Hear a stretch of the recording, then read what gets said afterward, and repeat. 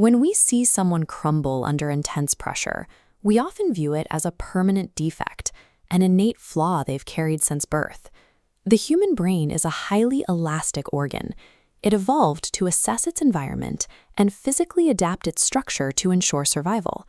In a modern landscape where food arrives with a tap and discomfort is escaped through a screen, that same biological instinct to seek safety trains the brain to fear uncertainty. Psychologists use the term resilience to describe our ability to bounce back from stress. Research suggests resilience functions as a dynamic skill that strengthens or atrophies based on how we use it. Because mental fragility is a structure built slowly through invisible habits, it is a structure that can be unbuilt. The timeline of emotional endurance begins in childhood. This is the period when the nervous system first calibrates its baseline for safety and danger. Adverse childhood experiences, things like neglect or chronic conflict, physically reshape the body's stress response system, specifically the HPA axis. A nervous system raised in chaos lowers its threshold for danger, wiring itself to blare at the slightest bump, treating ordinary pressures as life or death threats. In adulthood, massive daily energy is consumed simply by scanning for the next crisis. Yet the exact same deficit can emerge from overprotection. Parents who solve every conflict and prevent every disappointment remove the friction required for mental growth. Researcher Martin Seligman identified a phenomenon known as learned helplessness. When individuals are prevented from struggling, they internalize the belief that they are incapable of escaping hardship on their own. It operates like raising a child in a sterile room, without exposure to minor psychological germs, small failures, and frustrations. The emotional immune system never activates. Whether an individual navigates extreme chaos or extreme coddling, the result is an adult brain convinced that the outside world is too dangerous to handle. In adulthood, modern environments introduce new pressures that strip away coping mechanisms, beginning with the epidemic of social isolation. Humans are biologically wired to face adversity in groups. For most of history, processing trauma and carrying heavy emotional burdens was a collective effort. Lifting a heavy couch alone is nearly impossible, but with 3 friends, the weight becomes manageable. Isolation mathematically multiplies the perceived weight of every setback.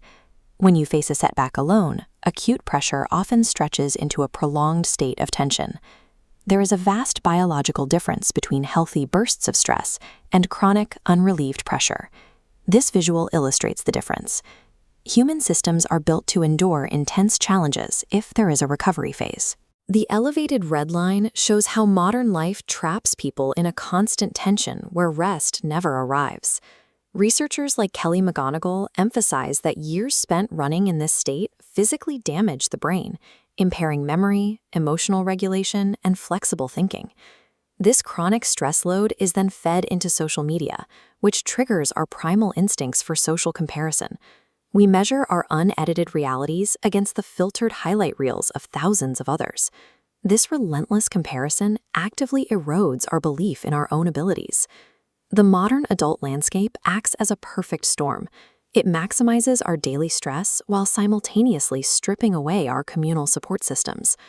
The final phase of this erosion comes from the internal habits we develop to cope with these external pressures. Faced with mounting stress, many adopt avoidance coping.